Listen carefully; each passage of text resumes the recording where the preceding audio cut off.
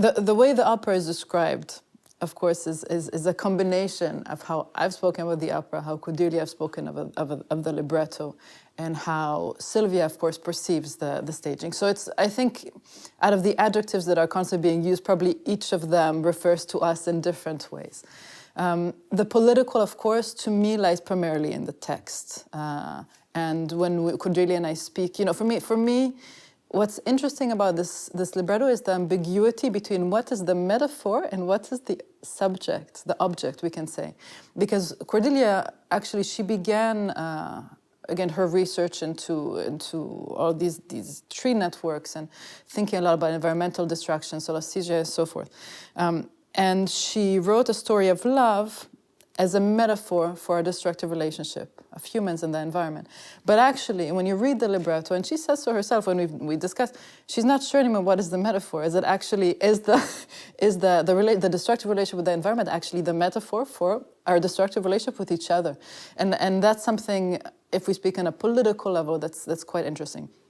Of course, when you speak with Cordelia, there's a lot of environmental politics as well, and gender politics in the libretto. This is her side of the writing, because it's the text that is concrete in that sense. On a musical level, I do think more of the other adjective you use. So when you think of sensuality, I personally don't affiliate sensuality with femininity, which is something that I think some people imply.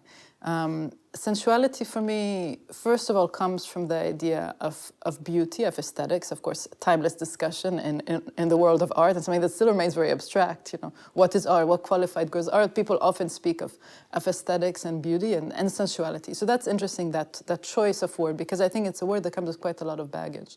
Again, not words that we have chosen, but that people choose to describe the opera. I don't reject that word. I think sensuality does relate very well to Like Flesh, because I, in working on the sound, am often very concerned with their concrete feeling for my senses. And again, because Like Flesh explores so many things that are unseen and that are hidden, there's a sensual element in how I hope the audience will relate to the music. So again, there's the intellectual, perhaps there's the political, but there's also the sensual, and so again refers a lot to me to how I hope the audience, in some points in the opera, will experience the sounds.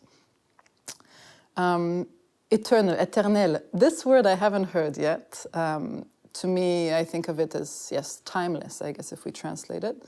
I think that probably that choice relates to the mythical, and to the epic. And it's true that in reading the libretto, and this was for me from the very first time I read it, I said, I remember I said, Maître Couture, I said, this is epic. It's an epic story. And I don't mean that as a kind of superlative. It's literally an epic story.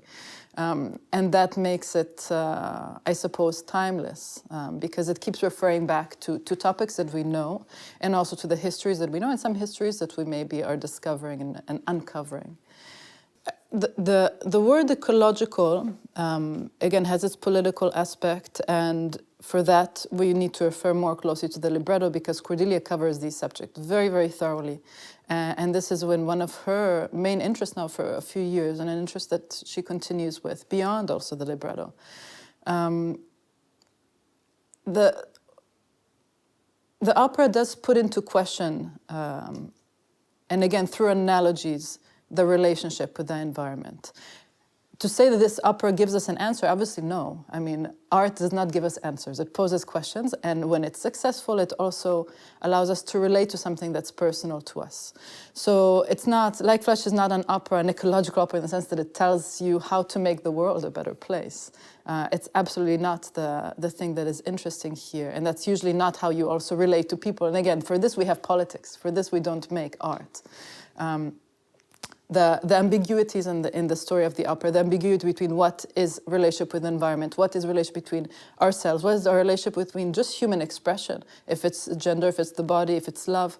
All of these ambiguities are really what places us into a personal question, because if we just say, treat your environment better. Well, what does that really mean? But if I understand what it means to treat you better first, and then by extension, the things that you love, and by extension, the things that we love, if it's, yes, the environment, if it's the lake that I grew up with, or a tree that was in my backyard, I mean, this is really what this story is about. It's not a kind of didactic story about an ecology, because we can think also of the ecology. We speak of human ecology. We speak of an ecology of a space, of an institution where we work. So basically, just to say, it's really a story of relationships, and the relationships are on the multiple levels between us, between people we love, people we know, we don't know, people we understand, we don't understand, and of course also, and there's an extension of things we don't understand, also this environment that is gradually becoming more and more present in the opera, and becomes more and more present in the sense that we don't quite understand it.